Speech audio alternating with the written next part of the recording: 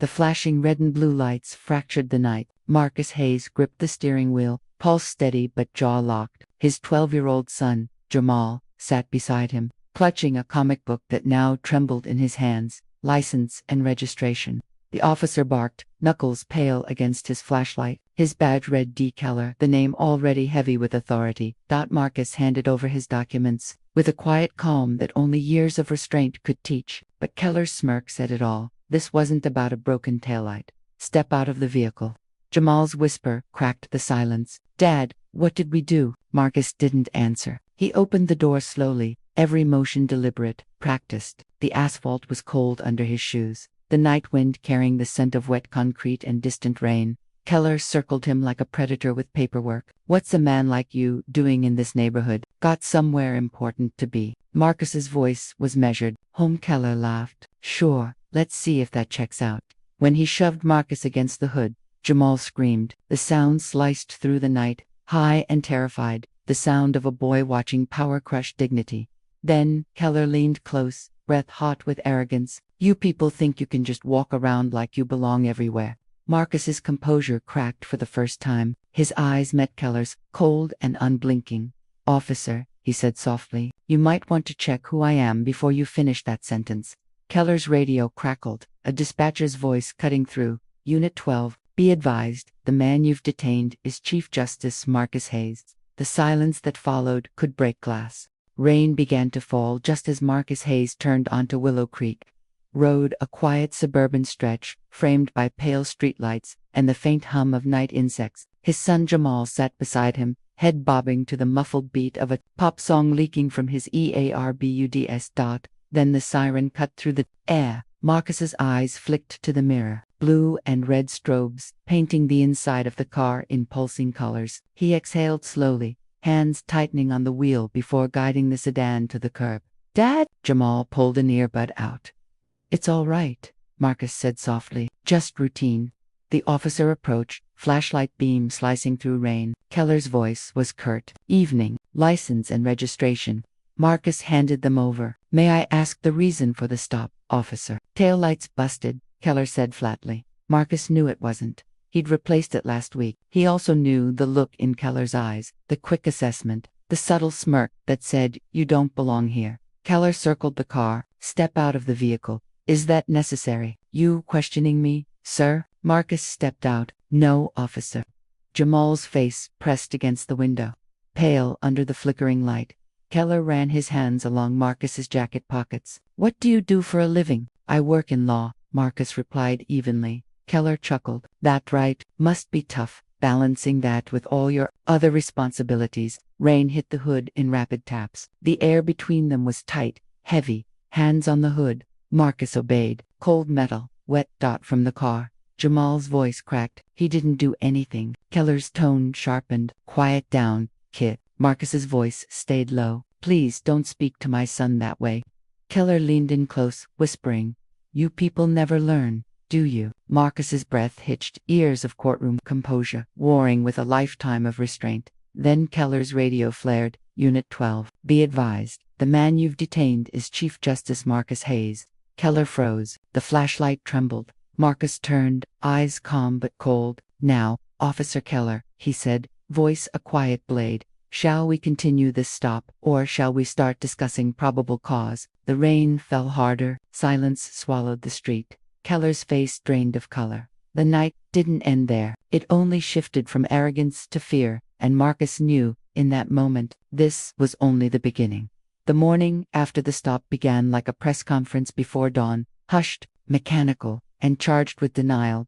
By 7 a.m., every major network had the footage. A witness, recording from across the street, had uploaded the video to social media. The clip was short, just under a minute, but it was enough. Keller shoving Marcus against the hood, Jamal's cry echoing, and the final, devastating line from dispatch confirming the man's title, Chief Justice Marcus Hayes. Inside the courthouse, Marcus sat alone in his chambers. The rain from last night still clung to his overcoat. His assistant, Claire, hovered in the doorway, phone buzzing every few seconds. Sir, she said cautiously, the governor's office is asking if you'll issue a statement. Marcus didn't look up. Tell them I'll speak in court, not to cameras. They're concerned this could escalate. It already has. She hesitated, then left. The silence that followed wasn't peace, it was pressure. Across town, in the precinct's glass-walled briefing room, Officer Keller sat stiffly at the end of a long table. Captain Reynolds leaned forward, voice sharp. "Do you realize who you laid hands on?" Keller's jaw flexed. He looked suspicious. "That's all, suspicious." Reynolds slammed a hand on the table. "He's the highest judicial officer in the state. You just turned a traffic stop into a political nightmare." Keller's face hardened. "So what? We treat some people different because of their title." Reynolds glared. "You didn't treat him different because of his title. You treated him different because of his skin." The words hit like a slap. Keller said nothing.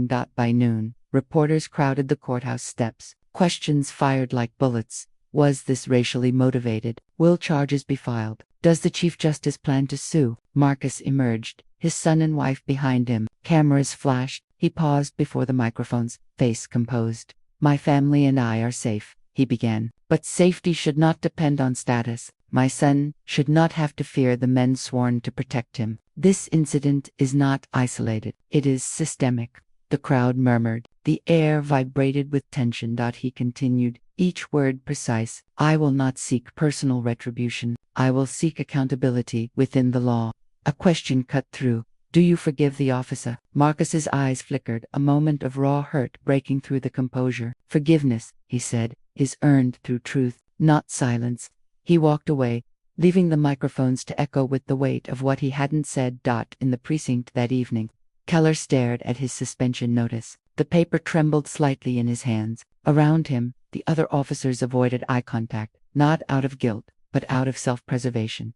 "You'll get your chance to appeal," Reynolds said flatly, "but for now, you're off duty." Keller muttered, "They're making an example out of me." Reynolds turned at the door. "Maybe that's long overdue." That night, Marcus sat on the edge of his son's bed. Jamal's comic lay closed on the blanket. Jamal whispered, "He could have hurt you." Marcus nodded slowly. "He didn't, and he won't again." "But what if the next one does?" The question lingered like smoke. Marcus had no easy answer, only the quiet ache of knowing his position protected him, but not others like him. He brushed his son's hair back. "Then we change what makes them think they can." Jamal looked up, eyes wide and weary. "How?" Marcus met his gaze. "By making truth louder than fear." Down the street, a TV flickered in a bar, where Keller sat nursing a drink. The news anchor's voice filled the room. "Public outrage continues after the detainment of Chief Justice Marcus Hayes. Civil rights advocates are calling for a full investigation into the precinct's conduct." Keller's phone buzzed. A text from an unknown number. "Keep quiet, you'll be protected." He looked around. Two men in suits sat at a corner table, not drinking, just watching. For the first time, Keller felt the weight of the system he'd served, and realized it had no loyalty, only convenience. He turned his glass, watching the amber light "Protected," he muttered, "until I'm not." Outside, thunder rolled over the city again. Same storm, different battlefield. Marcus stared out his window, watching lightning flicker through clouds. He wasn't thinking about Keller anymore. He was thinking about the silence in the system, the kind that swallows truth and spits out apologies. And he knew, deep down, that silence was about to end. The first wave of spin began before sunrise. Cable networks split the screen. Marcus's calm statement on one side, Keller's smiling photograph on the other. The anchors spoke with practiced neutrality, voices greased with caution. "A misunderstanding," one said. "A tragic overreaction," another offered. The footage looped endlessly, Keller pressing Marcus against the car. The dispatcher's correction, Marcus's steady glare. Each outlet trimmed it differently. Some cropped Jamal's cry out completely. The narrative was being rewritten, pixel by pixel. Inside the Hayes home, breakfast went untouched. Alicia flipped through channels until her hand trembled. "They're calling it a routine stop gone wrong." Marcus sipped his coffee, eyes on the screen. "It's not gone wrong. It went exactly as the system designed it." She turned to him, voice tight. "Then why do they make it sound like your fault?" "Because if it's mine," Marcus said quietly, "no one has to question theirs." Jamal looked between them. "Are they lying, Dad?" Marcus hesitated. "They're choosing comfort over truth." At the precinct, Keller sat under fluorescent lights while a public relations officer adjusted his tie for the camera. "Just keep it short," she said. Acknowledge the misunderstanding, express regret, and emphasize your commitment to fairness. Keller's jaw was stiff. What about the Chief Justice? He's making me look like a racist. She sighed. You're not here to argue. You're here to survive. The red light blinked. Keller straightened, eyes rehearsed. I regret that my actions were misinterpreted. I was simply following protocol, unaware of the individual's position. I deeply respect the Chief Justice and his service to the law. It was perfect and hollow. When the cameras cut, Keller exhaled. That enough for them. The PR officer gathered her papers. Enough to keep the department breathing another day. At the courthouse, Marcus watched the clip on mute. The officer's tone, the downturned eyes. It was theater. His phone buzzed. A message from Claire. Internal Affairs just filed preliminary notes. They're leaning toward procedural lapse. He closed his eyes. Not bias, not prejudice, just a lapse. That was how systems survived, by rebranding injustice into paperwork. Later that afternoon, a journalist named Dana Hensley cornered Marcus outside his chambers. Justice Hayes, she called. Do you think this case reveals systemic bias? He turned slowly. It doesn't reveal it, Ms. Hensley. It confirms it. She lowered her mic. Off the record, are you planning to press charges? Marcus studied her. She wasn't asking for gossip. She was searching for truth, and truth had few allies left. I intend, he said, to force a system built on silence to hear itself. Her eyes narrowed with respect. That's going to make enemies. Marcus gave a faint smile. I've met worse. At home, Alicia stood by the window as Jamal scrolled through his phone. Mom, he said, they're calling Dad angry. They say he lost his temper. Her voice was low. That's what they always say when a black man tells the truth. He frowned. But he didn't even yell. I know, she whispered. That's what scares them. Meanwhile, Keller sat in his car, radio off, the sound of his own name echoing in his head. He replayed the stop again and again. Somewhere between pride and fear, doubt began to bleed through. He hadn't expected the backlash to reach him. He thought the department would close ranks, that someone would protect him the way he'd seen others protected before. But the calls from friends had stopped. Messages from fellow officers now ended with careful distance. The thin blue line was thinning. He slammed his fist against the steering wheel. I followed the damn rules. The dashboard light flickered in response. Indifferent. By nightfall, the city felt divided. News stations airing opposing truths, protests forming on courthouse steps, talk radio foaming with speculation. Marcus sat at his desk, reviewing transcripts of past cases involving misconduct, hundreds of them, all unresolved, each one a name that never reached the news, each one a shadow beneath his own. Alicia entered quietly. You haven't eaten. I can't, he murmured. Not until I understand how deep this runs. She touched his shoulder. You already know. He looked up at her, eyes heavy. Knowing isn't enough anymore. The next morning's headline read, Chief Justice faces scrutiny for escalating tensions. Marcus read it without blinking. He'd expected it, but the headline beneath it caught his breath. Officer Keller receives backing from police union. The lines were drawn. He closed the paper and whispered under his breath, not to Alicia, not to the system, but to himself. If truth is a war, then let it be one worth losing everything for. The sun rose on a city pretending nothing had changed, but Marcus knew it had, because once the machine of spin begins, the next step is exposure. And this time, he intended to feed it evidence instead of excuses. The hearing chamber smelled of polished wood and disinfectant, justice and denial, sharing the same air. Marcus sat at the long mahogany table beneath the seal of the State Judicial Oversight Committee. Cameras were forbidden, but everyone knew this room was theater. To his right sat Alicia, silent but resolute. Across from him, Officer Keller, pressed uniform, eyes hollow, flanked by his attorney and a department representative. Behind them, the gallery filled with murmurs, reporters, civil rights observers, and a few off-duty officers pretending not to be angry. The chair of the committee, Senator Whitmore, tapped the microphone. We are convened to review the circumstances surrounding the detainment of Chief Justice Marcus Hayes by Officer Daniel Keller. The purpose is fact-finding, not fault. Marcus almost smiled. Fact-finding, he thought. In this building, facts were filtered through fear. Whitmore looked up. Justice Hayes, please recount the events. Marcus leaned forward, voice even. On the night of April 12th, my son and I were driving home when Officer Keller initiated a traffic stop. There was no legitimate cause. I was ordered out of the vehicle, searched without consent, and subjected to verbal provocation. The incident concluded when dispatch identified my position. The stenographer's keys clicked like tiny hammers. Whitmore nodded. Did the officer use racial language? Yes, Marcus said. Coded, but deliberate. Keller's lawyer interrupted. Objection. Coded is interpretation, not fact. Marcus turned to him. If you've never had to translate humiliation, I don't expect you to understand its syntax. A ripple passed through the room. Whitmore adjusted her glasses. Officer Keller, your response. Keller cleared his throat. Ma'am, the stop was routine. I believed the taillight was out. The subject, Marcus's eyebrow twitched. Subject, even now, became defensive. My actions were by the book. Whitmore interjected. The footage shows you physically restraining him. Keller's lawyer stepped in. Under policy, officers may initiate restraint if they perceive noncompliance. Marcus said quietly, I complied with every order. The lawyer shrugged. Perception dictates response. Marcus looked directly at Keller. Then your perception is the crime.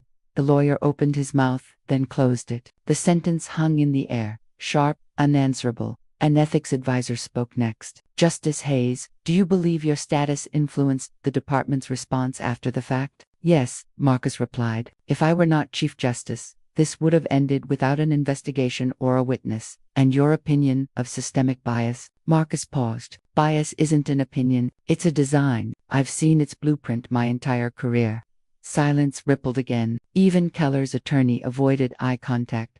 Outside the chamber, the hallway buzzed with whispers. Dana Hensley, the journalist from earlier, leaned against a column, jotting notes. She whispered to her recorder. Day 2 of the committee hearing. Justice Hayes reframes the narrative from personal grievance to institutional design, a dangerous move for those protecting the system.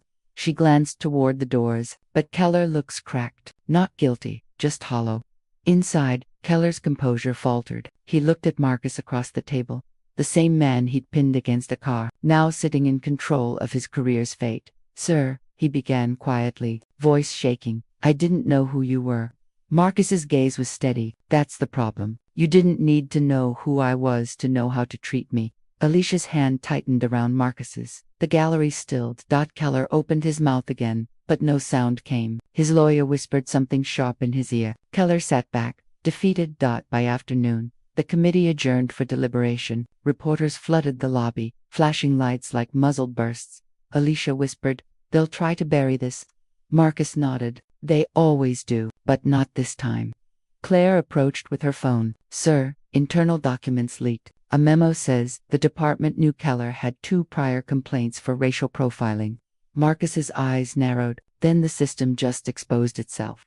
That evening, Whitmore called the committee back to session. Her tone had changed, sharper, defensive. This hearing will remain confidential pending review, she said. Premature conclusions risk compromising departmental integrity. Marcus stood. Madam Chair, integrity is not what's at risk here. It's trust. And you can't compromise what's already broken. The room fell silent again. Whitmore's gavel struck once. Proceedings suspended until further notice. Outside, Dana caught up to Marcus. They'll sit on this. Delay it until outrage cools. Marcus nodded. Then, I'll make sure outrage doesn't happen, she asked. He turned to her. Evidence. The kind they can't redact. Her eyes widened. You have something. Not yet, he said, but I will. He walked down the courthouse steps, rain beginning again, same rhythm as the night of the stop. But this time, the storm belonged to him. Keller watched from a distance, face pale, under streetlight. His lawyer spoke quietly beside him. They'll need a scapegoat. You understand that, right? Keller didn't answer. The lawyer sighed. Don't look at me like that. You built this machine with them. You just finally ended up under it. Keller's eyes followed Marcus, disappearing into the rain. For the first time, he wondered if the system he'd trusted had ever been designed for truth, or just control. And somewhere deep in that realization, guilt began to rot into fear. By the 3rd day, the city was on fire, not with flames, but with fury. The leaked memo had spread across social media like a contagion, screens filled with one damning sentence. Officer Keller's prior complaints were administratively dismissed without action. The words hit harder than any protest chant. Within hours, hashtags trended, marches began, and talk shows turned moral. Marcus watched from his living room as the news anchors dissected his name, his face, his tone. Some called him brave. Others said he'd provoked unrest. The system had shifted from denial to retaliation. Alicia muted the TV. They're not coming for Keller anymore, she said quietly. They're coming for you. Marcus rubbed his eyes. They can't discredit the footage. They don't have to. They'll question your motives, your past rulings, anything to make this about you instead of them. He turned to her. Then they'll learn the cost of distortion.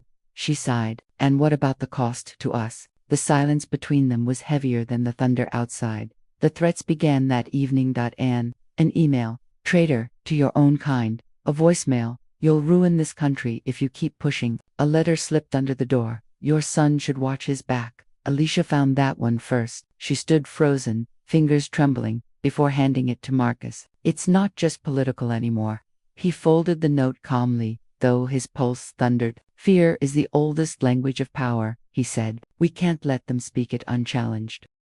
At school, Jamal sat alone at lunch. 2 boys from his class passed by, whispering loud enough for him to hear. Bet his dad got that cop fired just 'cause he's famous. Nah, 'cause he's playing the race card. Jamal's hands clenched under the table. He wanted to shout, to tell them what it was like to see your father shoved against cold metal, to hear that word wrapped in authority. But he stayed silent.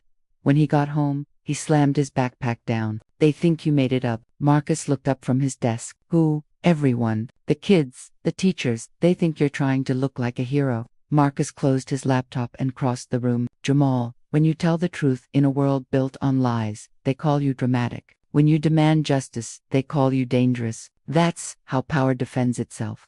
Tears welled in Jamal's eyes. So we just let them say it. No, Marcus said softly. We outlive it. Meanwhile, Keller sat in his apartment, surrounded by silence and unopened mail. His name had become a punchline. His badge suspended indefinitely. The department had cut all public ties, labeling him a distraction. He turned on the TV. A news anchor spoke his name with surgical pity. Officer Keller, now facing internal review, claims he followed procedure. The department has launched an investigation into administrative oversight. He scoffed. Oversight, he muttered. That's what they call it when they abandon you. Then, his phone buzzed. Unknown number. He answered anyway. Officer Keller, the voice said, smooth, professional. There's talk of a civil case. They'll want a statement. Stay quiet, and you'll be compensated. I don't want money, Keller said. I want my name back. The line went dead. He stared at the screen, realizing how disposable he'd become. The perfect shield, now cracked. That night, Marcus's phone buzzed again. Dana, the journalist. They're trying to bury the memo under new headlines. Police unions offering Keller a settlement. You need to move fast. Marcus stared out the window. I'm not fighting him anymore, Dana. I'm fighting what built him. So what's your next move? He turned, eyes cold. Discovery, public, televised, undeniable. In the quiet after the call, Alicia approached. When does this end? When truth is louder than their comfort, Marcus said. She looked away, tears threatening. Just promise me you'll still be here when it is. He reached for her hand. I can't promise safety, only purpose. Across the city, protesters filled the courthouse steps, holding signs that read, Equal justice isn't a title, and who protects the protectors? The rain returned, drenching cardboard and conviction alike. Inside, Marcus prepared the legal documents that would turn the committee's fucking dang into a federal case. He paused at one line. Plaintiff, Chief Justice Marcus Hayes, representing public interest. He crossed out public interest and replaced it with truth, because that's what this was. Now not politics, not reputation, just the cost of truth, and by morning, the world would know its price. The footage surfaced at 3:17 a.m. raw, uncut, and undeniable. A journalist's anonymous post hit every platform at once. The caption read only, full body cam footage. Watch before it disappears. The video began with the hum of rain, the glare of headlights. Keller's voice filled the frame, cold, commanding, casual, every word stripped away the last defenses the department had tried to build. By sunrise, millions had seen it. Marcus woke to his phone, vibrating nonstop. Claire's voice cracked through the line. It's everywhere, sir. Every network, every feed. They can't suppress it this time. He sat up, pulse steady but deep. Who leaked it? No one knows. Anonymous upload. But the timestamps match. Internal storage, meaning it came from inside the department. Alicia appeared in the doorway, robe wrapped tight. It's out, isn't it? He nodded. It's out. She sat beside him. Then brace yourself. The world's going to want your face again. He exhaled. Let them see it. By mid-morning, the footage ran nonstop on every major network. The audio was clear. Keller's mocking tone, the command to step out, the moment he pushed Marcus forward, the dispatcher's revelation hit like a hammer. Then Keller's silence. Commentators filled the airwaves. You can hear the malice, said one anchor. It's no longer speculation, said another. This is the sound of systemic rot. The department scrambled to respond. The police union spokesperson appeared live. Face pale, the video, while disturbing, represents one officer's actions, not the department's values. But no one believed that line anymore. Geller watched from his darkened living room, blinds drawn. The blue glow of the screen flickered over his face. His phone vibrated, messages flooding in. Traitor, you disgraced the badge, you ruined everything. He muted the phone, staring at himself in the reflection of the blank TV. Once the feed froze, he whispered, they were supposed to protect me. But he already knew, the machine he'd served didn't defend the guilty. It devoured them when convenient. For the first time, the arrogance in his posture gave way to something resembling remorse, not morality. Survival. At the courthouse, Marcus stood before a crowd of cameras once again. This time, he wasn't giving a statement. He was confirming a truth already seen. The footage speaks for itself, he said, voice clear. What was done in darkness has now been brought to light. But understand, this is not justice yet. This is exposure. Justice begins after the world looks away. A reporter shouted, do you know who leaked the video? Marcus hesitated. I don't. But whoever did, they've done what the system refused to. The crowd erupted with questions, but he turned and walked inside. His words had landed. He didn't need to repeat them. Inside his chambers, Dana Hensley was waiting. You're not surprised, she said. I've been expecting the truth to find its own exit. Marcus replied. She smiled faintly. You know this isn't over, right? The department will retaliate. The union will attack the leaker. And the state attorney's office is already scrambling to contain fallout. Let them scramble, Marcus said. That's what guilt looks like when it runs out of excuses. She leaned forward. If this goes federal, they'll turn Keller into a witness. I know. Will you use him? He met her eyes. No, I'll let him use himself. That evening, outside Keller's apartment, reporters had gathered like scavengers. Keller emerged, wearing a hoodie, face pale, hands trembling. Cameras flashed. Officer Keller, do you deny the footage? He shook his head. It's real. What do you have to say to Chief Justice Hayes? He paused, just long enough for silence to sting. I was wrong, he said finally. Not just about him, about everything I thought the badge meant.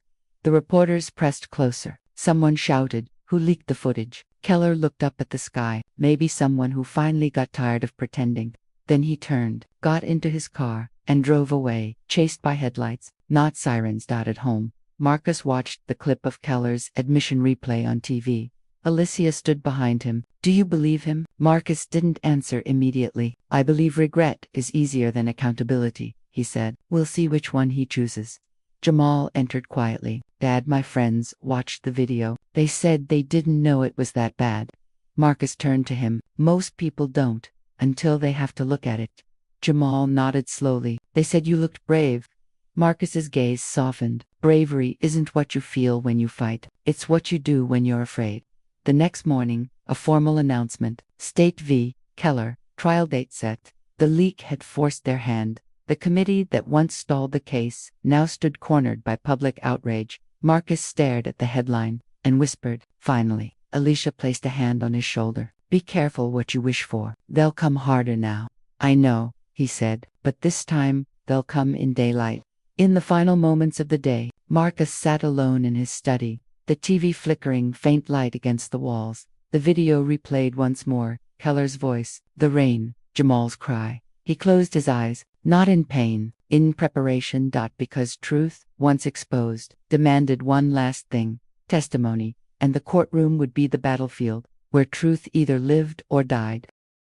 The courthouse smelled of polished wood, wax, and tension. Outside, protesters waved banners, some for justice, some defending the badge. The media circled like vultures. Inside, the air was tight, controlled, yet charged. Marcus Hayes entered the courtroom first, his robe folded in a bag over his arm. He did not glance at Keller, who sat across the aisle, uniform neat, but eyes restless. The officer's lawyer whispered instructions, every syllable a shield, every breath a preparation for defeat.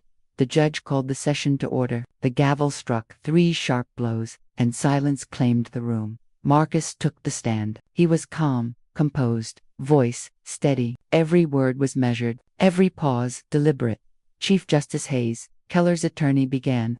You testified before the committee that you were treated differently because of race. Are you certain this wasn't merely misunderstanding or protocol? Marcus's eyes narrowed. Are you asking me to evaluate perception over reality? Officer Keller knew who I was, and still chose intimidation, physical force, and verbal degradation.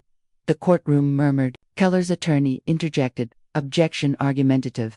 The judge nodded, but Marcus continued, unflinching. I am not arguing, I am stating facts. The video evidence confirms it. The pattern of abuse, documented complaints, and the officer's own statements corroborate this.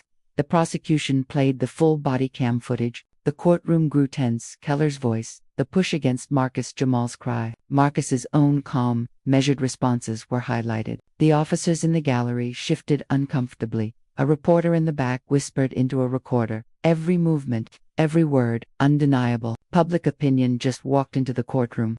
Keller's lawyer tried to redirect. You are implying systemic bias based on a single incident. How do you respond to that, Your Honor? Marcus leaned forward. Systemic bias does not require multiple incidents to exist. It exists in the anticipation of threats, in selective enforcement, in the fear imposed on those of color before any law is broken. The words hit like a hammer. Cross-examination was brutal, but Marcus was surgical. Keller's prior complaints, the department's internal memos, the routine stop narrative, each shredded carefully under questioning. You once said, Officer Keller, Marcus asked, that your perception justified your actions. Yes, Keller admitted, voice tight.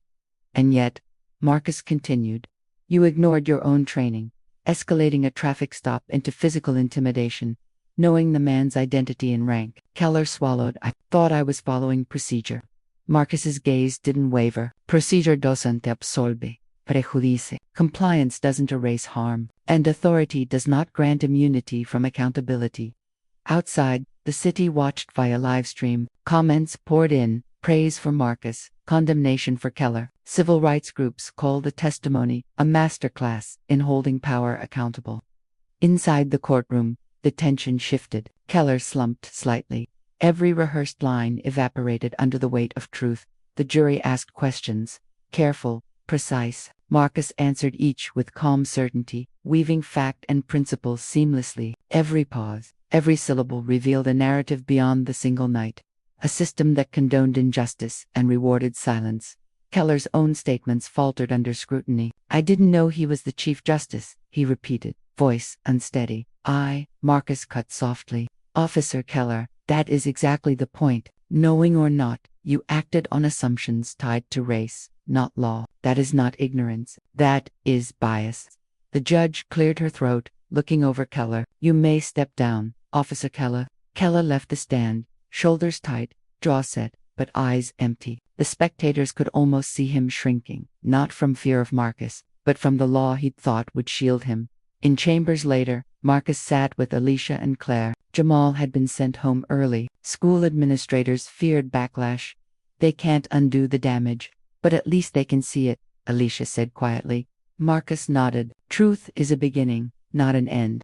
Claire added, the department's trying to regroup. They'll use every loophole to protect him. I know, Marcus replied, but exposure leaves no loophole wide enough to hide accountability. That evening, Keller sat alone in a holding area, waiting for the next session. His attorney whispered advice, stick to the facts, deny bias, emphasize procedure. Keller nodded mechanically, but the words had no weight. Every action he took last year, every decision, had led to this, a man he underestimated, evidence he ignored, and a system that was finally watching. He looked at the gallery, saw Marcus sitting with his family, calm, resolute. The realization hit. He had become the spectacle he once controlled. He whispered under his breath, I thought I was untouchable. Marcus overheard nothing. He was already preparing his closing statement, not for revenge, but for justice. The courtroom waited, the city watched, and the balance of accountability hung in the air, fragile, inevitable, unstoppable. The courtroom was silent as the jury filed back in, each step echoing like a drumbeat of anticipation. Outside, rain pounded the city streets, matching the tension within. Marcus sat with Alicia and Jamal, their hands intertwined but still tense. The months of testimony, the leaked footage, the endless scrutiny, it all came down to this. Judge Callahan cleared her throat. Has the jury reached a verdict? The four persons stood, voice steady. We have, Your Honor.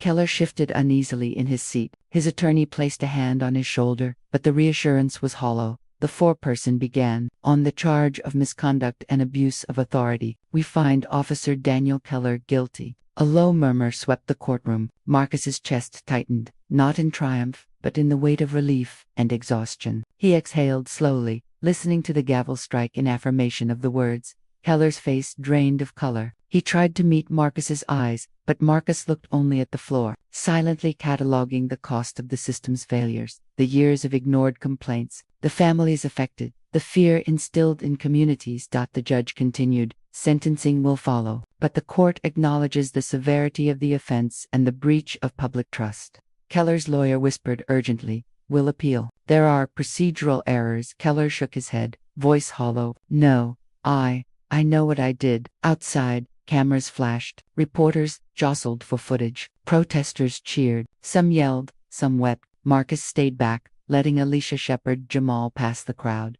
Dad, Jamal whispered, voice small. It's over, right? Marcus paused, looking down at him. It's not over, son. Justice is never truly finished. But accountability, that's a start. Alicia squeezed his hand. You did what had to be done. He nodded, though inside he felt the lingering ache of every injustice that didn't make headlines. Keller sat in the holding area afterward, alone. The conviction hung over him like a weight he could not lift. His career, reputation, and sense of self had fractured. The police union's support had evaporated in the wake of public exposure. He understood, finally, that the badge had never protected him. It had merely promised loyalty until convenience demanded sacrifice. He whispered into the empty room. I thought I was untouchable. Marcus returned home with his family, the city buzzing outside as if nothing had changed, but change had begun. The system had been exposed, the public had witnessed truth, and one man's abuse of power had met consequence. Sitting at the table with Alicia and Jamal, Marcus finally allowed himself a deep breath. We'll need to rebuild, he said softly. Not just our lives, but the system itself. Alicia nodded. And we will. Jamal looked between them, young but perceptive. I want to help, Dad. Marcus smiled faintly. You already have, by watching, learning, and demanding better. The storm outside eased. Rain pattered gently on the windows. Justice had arrived, measured and imperfect, leaving a trail of scars, reminders that accountability exacts a cost on both victim and perpetrator. And Marcus knew the work was far from done. Weeks later, the city had begun to settle. Though the echoes of the trial lingered, headlines shifted, screens flickered to lighter stories, and the public slowly returned to daily life. But inside the Hayes household, the residual weight of the ordeal remained. Jamal sat at the kitchen table, a notebook open before him. Dad, I'm supposed to give a talk at school about courage. Can I talk about what happened? Marcus nodded slowly. Yes. But tell it honestly, not as revenge, not as triumph. Tell them about the system and how we have to change it.